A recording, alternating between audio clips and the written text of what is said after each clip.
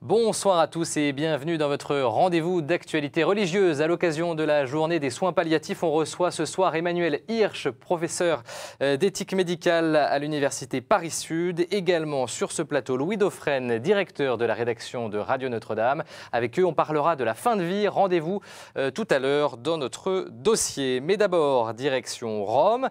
50 ans, jour pour jour, après l'ouverture du Concile Vatican II. Ce matin, Benoît XVI a officiellement ouvert l'année de la foi par une messe. Vous le voyez, place Saint-Pierre, c'est un événement très important pour l'Église universelle. Dans son homélie, le pape est revenu sur le sens profond de cette année de la foi. On l'écoute.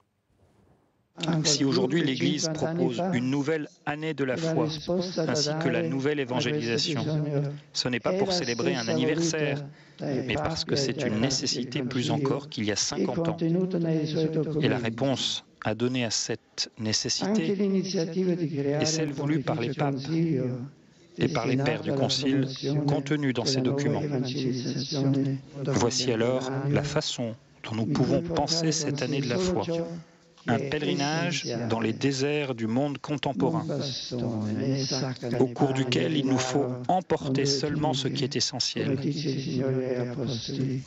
Ni bâton, ni sac, ni pain, ni argent, et n'ayez pas de tunique, comme dit le Seigneur à ses apôtres en les envoyant en mission. Mais l'Évangile est la foi de l'Église. Et on célébrera en France ce week-end l'entrée dans l'année de la foi avec beaucoup de grands rassemblements dans les diocèses. Sachez par ailleurs qu'à cette occasion, on a appris la reconnaissance aujourd'hui du 68e miracle attribué à l'intercession de Notre-Dame de Lourdes. La Miraculée est une religieuse italienne, on y reviendra la semaine prochaine. Et puis en lien avec cette année de la foi, dimanche, vous allez le voir, Benoît XVI a ouvert le synode des évêques sur la nouvelle évangélisation. L'occasion pour le pape de redéfinir la nature de cette nouvelle évangélisation qui s'adresse selon lui aux baptisés éloignés de l'Église. Précision importante. Les travaux de ce synode ont donc débuté cette semaine avec un nombre record de pères synodaux, 262, auxquels il faut ajouter 45 experts et 49 auditeurs qui viennent du monde entier. Parmi l'ensemble de ces participants, 11 Français, des évêques et des laïcs. Reportage à Rome.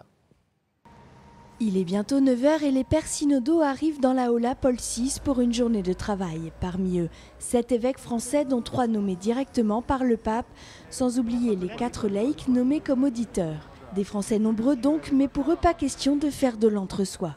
Au stade où on en est du synode, on est un petit peu dans l'émerveillement de la catholicité de l'Église catholique, parce que c'est impressionnant. On n'est pas spécialement les Français entre nous à réfléchir sur l'Hexagone. En cette première semaine de travail, les pères synodaux prennent la parole un par un pendant 5 minutes pour exposer leur vision et enjeux de la nouvelle évangélisation. Une problématique concrète pour les Français pleinement concernés par les défis de l'annonce dans une société de plus en plus sécularisée.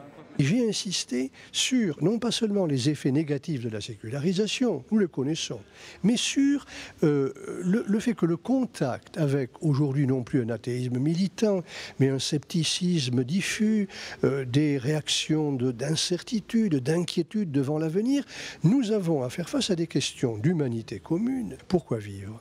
Pourquoi ne pas se donner la mort? Pourquoi aimer la vie, même quand elle est très difficile, notamment familialement? Favoriser une nouvelle rencontre avec le Seigneur, la redécouverte de la foi, sans délaisser pour autant la mission, voilà les grands enjeux de ce synode, des questions sur lesquelles les évêques vont encore réfléchir pendant plus de 2 semaines. Et sachez par ailleurs que Monseigneur Carré, archevêque de Montpellier, assure la fonction de secrétaire spécial du synode. 3 semaines de travaux à suivre, bien sûr, quotidiennement sur notre antenne et sur notre site internet où vous pouvez retrouver les entretiens et les reportages de nos envoyés spéciaux à Rome.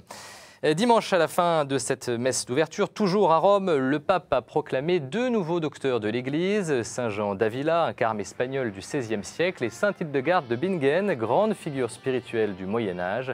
Les docteurs de l'Église sont des saints dont l'Église reconnaît une autorité exceptionnelle en matière théologique, et il n'y en a que 35. L'actualité internationale est toujours cette inquiétude au Mali. Je vous rappelle que le nord du pays est entre les mains désormais de groupes armés, des islamistes qui veulent étendre la charia à tout le Mali. Inquiets, les évêques maliens ont adressé une lettre au président par intérim pour l'encourager dans sa quête de paix. Nous avons joint par téléphone le secrétaire général de la conférence épiscopale du Mali. Écoutez, il évoque la position du président quant à un possible conflit armé. Le premier et le meilleur moyen pour lui, c'était d'abord le dialogue. Pas d'abord la guerre, mais le dialogue. Le dialogue avec les mouvements rebelles qui accepteraient justement l'unité du pays, le respect de la laïcité, et donc tous les mouvements qui accepteraient en tout cas de ne pas remettre en cause ces 2 aspects. Donc les évêques sont d'accord que le dialogue soit entamé avec ces groupes. Et vous pensez qu'on peut dialoguer avec ces personnes, justement? On ne sait pas encore officiellement ce que l'État va demander, mais ce qui est sûr, c'est que oui, certains groupes, je pense, sont favorables au dialogue. Le père Dembélé qui précise qu'une intervention militaire extérieure n'est pas d'actualité. Retour en France avec le projet de loi qui ouvrira le mariage et l'adoption aux couples de même sexe qui sera présenté dans 3 semaines en Conseil des ministres. Alors que l'échéance approche, une nouvelle voie est apparue dans le débat, celle des adoptés. Une association vient d'être créée. Elle regroupe une 50aine de personnes qui demandent à être entendues, des adoptés donc, qui organisaient une conférence de presse cette semaine. On écoute l'un d'entre eux. Est-ce qu'on s'est posé la question ? Comment va vivre un enfant qui est à l'autre bout du monde, qui attend un papa et une maman, et on va lui donner 2 papas ou 2 mamans? Est-ce qu'on s'est posé cette question, parce qu'on parle surtout de droit à l'enfant, mais c'est surtout l'adoption, c'est surtout donner des parents à un enfant et pas un enfant à des parents. Et ce qui me révolte, c'est de voir qu'on est capable de prendre des grandes décisions comme ça, sans même consulter les personnes concernées. Et voilà, et sachez que cette association des adoptés a commandé un sondage IFOP sur ce grand débat de société. Résultat, pour 63% des personnes interrogées, il faut que les enfants puissent avoir un père et une mère. L'inauguration maintenant des nouveaux locaux de l'association Tibériade à Paris, qui, vous allez le voir, s'est déroulée cette semaine du côté de la paroisse Sainte-Eugène-Sainte-Cécile, association créée par le cardinal Lustiger dans les années 80 pour apporter un soutien humain, psychologique et spirituel aux personnes qui vivent avec le virus du sida. Aujourd'hui, l'association prolonge sa mission en accueillant toutes les personnes qui souffrent d'une maladie chronique, quel que soit leur choix de vie. Je vous propose de rencontrer Jessica, malade du sida. Elle se rend régulièrement à Tibériade. Cela fait 19 ans que Jessica aide à domicile, vit avec le sida. Si la trithérapie lui permet de survivre, à 40 ans, son existence est profondément bouleversée par la maladie. Avant ma maladie, donc, je suis une personne, personne sans problème, sans soucis. Oh, je prenais la vie toujours du très bon côté, jusqu'à présent d'ailleurs. Mais bon, avant c'était autre chose.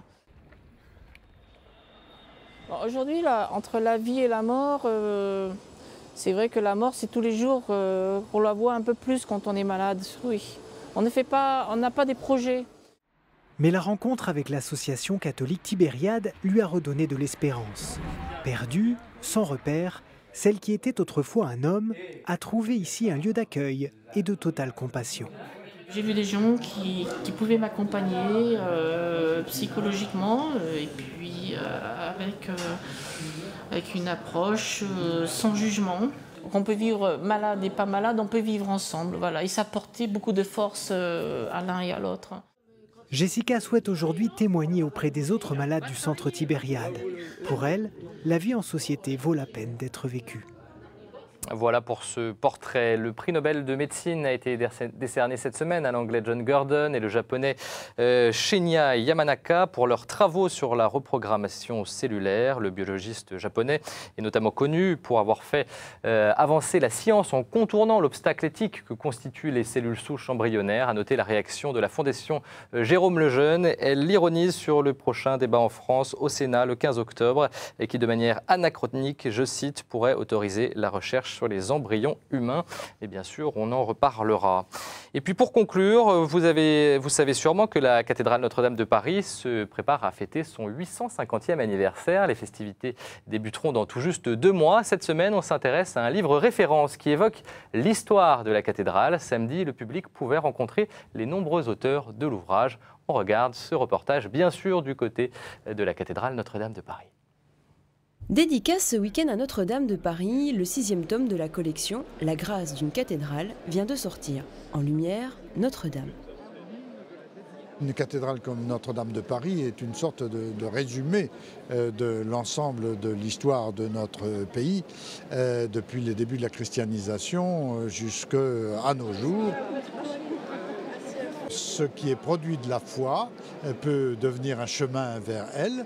Et puis ça peut aussi apporter une grande attention à un ensemble de richesses architecturales, picturales, les vitraux évidemment qui sont une spécificité des cathédrales. Un projet conduit par le cardinal 23 est réalisé par près de 50 auteurs, des spécialistes qui expliquent la construction de la cathédrale, ses trésors et son histoire. J'étais entièrement formée à l'école du cardinal Lustiger, ici dimanche après dimanche, messe après messe. Et c'est vrai que, comme dit Monseigneur à l'instant, il nous a donné l'amour au-delà de la cathédrale, c'est de la transmission de la foi. Un livre événement donc à la veille du jubilé de Notre-Dame qui débutera en décembre prochain. Et une année jubilaire marquée par de nombreuses festivités. Pour plus de renseignements, rendez-vous sur le site internet de la cathédrale Notre-Dame de Paris. Et puis vous avez peut-être vu les affiches dans la rue ou dans le métro. La chaîne Arte diffuse à partir de ce soir les premiers épisodes d'Ainsi soit-il, une série télé française qui raconte le quotidien de 5 séminaristes. Jean-Michel Di Falco a déjà vu la série, c'est sa chronique cette semaine.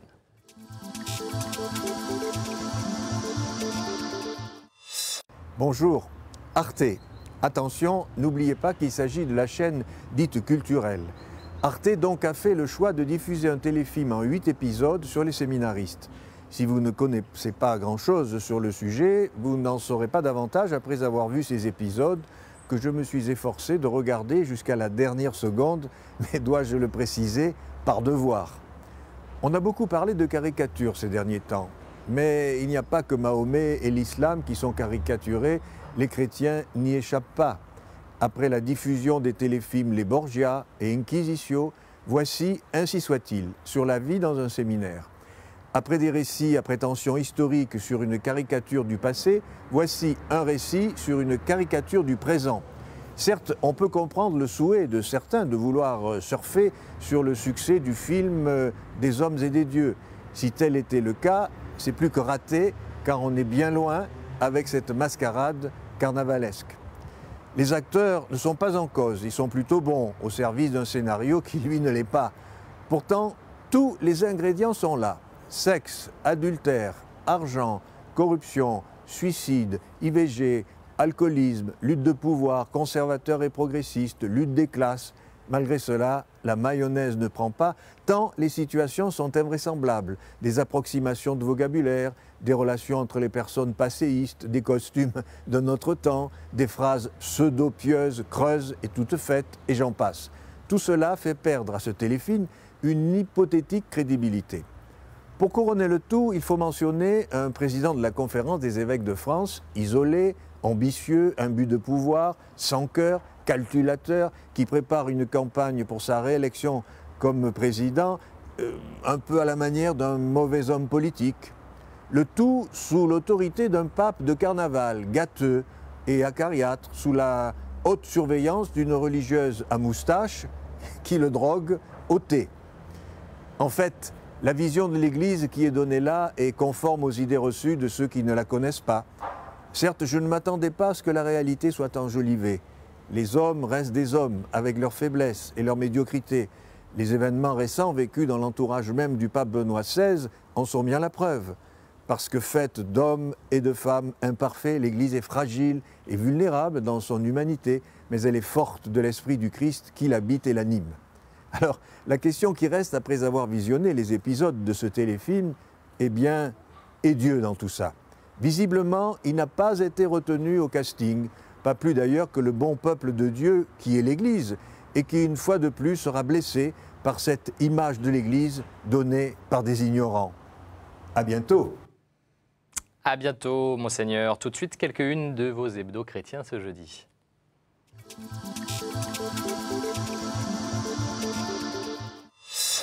Et forcément, on commence avec Pèlerin qui s'intéresse à la série que Monseigneur Di Falco évoquait à l'instant, Ainsi soit-il. Est-ce une série culte? Pèlerin décrypte l'image du prêtre à l'écran, à la télévision et au cinéma, de Don Camillo à la série Père et Mère, en passant par l'Abbé Pierre dans Hiver 54. Deux photos à la une de Famille chrétienne, 50 ans après le concile vu par Benoît XVI, après les difficultés de l'après-concile. Les papes Paul VI et Jean-Paul II ont réaffirmé avec vigueur la foi de l'Église. Benoît XVI s'inscrit dans la même lignée en déclarant une année de la foi selon FC. Enfin, La Vie consacre sa une à la 3e édition des États généraux du christianisme que l'Hebdo organise ce week-end à Strasbourg sur le thème « Que croire, qui croire ?» Les festivités débuteront demain matin. La Vie attend 5000 participants. On y reviendra la semaine prochaine. Voilà, il est temps de passer à notre dossier.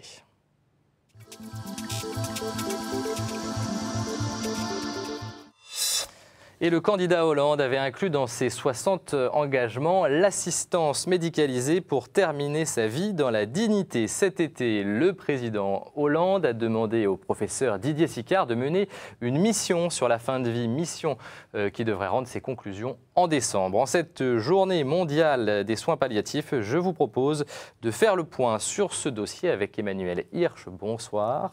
Merci d'être avec nous. Je précise que vous êtes professeur d'éthique médicale à l'Université Paris-Sud et vous êtes également l'auteur de plusieurs ouvrages, dont celui-ci, Fin de vie, éthique et société aux éditions RS. Sur ce plateau également, Louis Dauphren. Bonsoir. Bonsoir. Merci d'être avec nous. Je rappelle que vous êtes toujours le directeur de la rédaction de Radio Notre-Dame. Mais avant d'entamer la discussion, coup de projecteur sur l'initiative de Laetitia Donne, la directrice du Fonds pour les soins palliatifs, co-organise en ce moment une exposition photo sur la place de la Sorbonne à Paris. L'objectif, sensibiliser le public à ces questions. On l'écoute, elle réagit à un récent sondage publié dans Pèlerin selon lequel 86% des Français se déclarent favorables à la légalisation de l'euthanasie. On l'écoute. Les Français ont peur de la mort, de la maladie, de la souffrance. Et c'est vrai que ces sondages qui sont massifs, dont la réponse à la demande d'euthanasie est très forte, autour de 80-90% des Français disent oui à l'euthanasie, mais ce n'est pas oui à l'euthanasie qu'ils disent, c'est non à la souffrance. Et c'est normal, nous ne voulons pas souffrir. Mais ce pourcentage est si élevé, c'est parce que la loi Leonetti n'est pas connue. Donc ils se disent, il n'y a peut-être pas de cadre législatif, en tout cas on est mal informé, on ne le connaît pas, donc on préfère dire oui à l'euthanasie puisqu'on ne connaît pas le cadre législatif. Nous ne communiquons pas assez autour de ce sujet, d'où l'importance d'engager des débats citoyens dans des lieux connus, passants, ouverts à tous. Emmanuel Hirsch, une réaction à ce qu'on vient d'entendre. Les Français n'ont pas conscience des enjeux autour de la fin de vie des soins palliatifs? Les Français sont des gens responsables. Uniquement, ils ont une perception à travers ce que l'actualité restitue de la fin de vie, une perception limite des situations extrêmes, extrêmement douloureuses, extrêmement péjoratives. Comme le cas de Chantal Sébir, par exemple, oui, il y a quelques années. Enfin, la réalité est fort différente. Mais je comprends que les gens aient cette impression que l'euthanasie est la libération, la liberté. Ils ne connaissent pas la loi Leonetti, on a évoqué, qui est une loi d'abord qui est contre l'acharnement thérapeutique et qui confère à la personne malade des droits.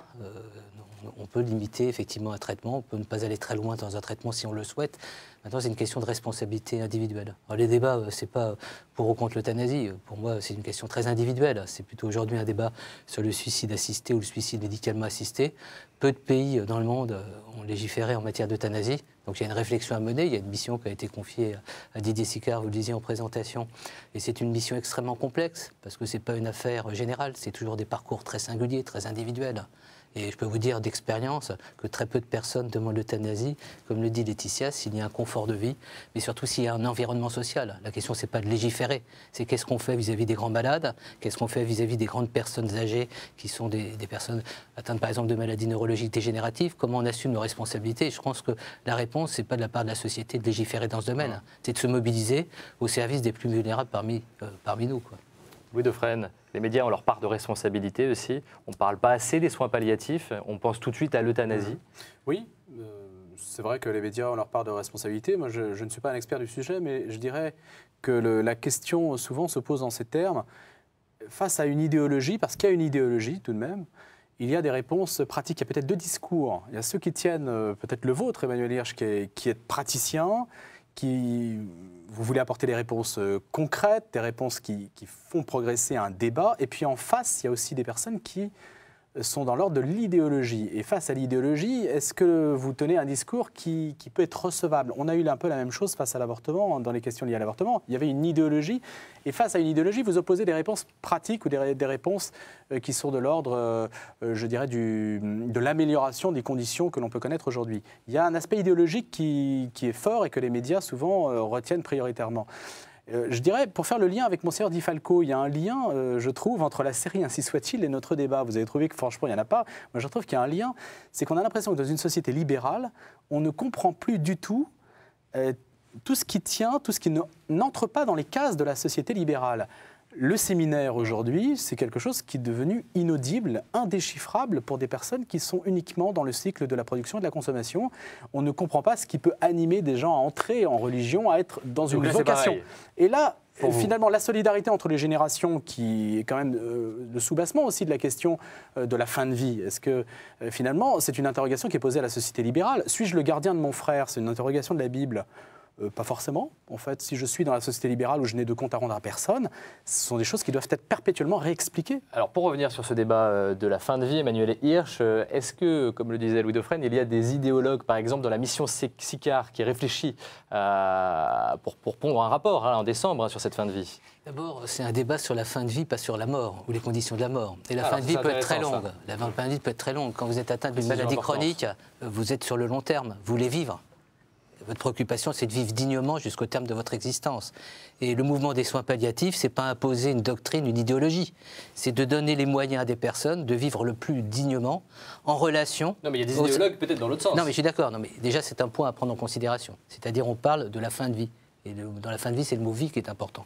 Et ce à quoi aspirent les personnes, c'est pas à ce qu'on négocie les conditions de leur mort. D'abord, occupons-nous des personnes malades ou des personnes très âgées, dépendantes, pour qu'elles aient le sentiment qu'elles vivent dans la société. Ça, c'est notre responsabilité.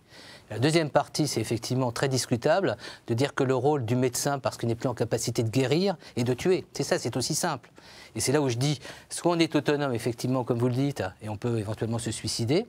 Et c'est une vraie question, en tous les cas, d'une société aujourd'hui qui est interrogée. Michel Delaunay, notre ministre, est interrogé sur le suicide des personnes âgées cet été. Et on est en train, dans le même contexte, de vouloir légiférer en matière d'euthanasie. Il y a une vraie contradiction. Donc je dis, nos responsabilités sont plutôt du côté de la vie. Maintenant, il faut aborder d'une manière très responsable les situations où des professionnels de santé ne sont pas en capacité d'apporter l'assistance morale et la technique adaptée à des personnes pour qu'elles ne souffrent pas. Et Laetitia, elle a très très bien dit tout à l'heure dans cette interview que la peur des gens, c'est la douleur physique, mais également la souffrance morale.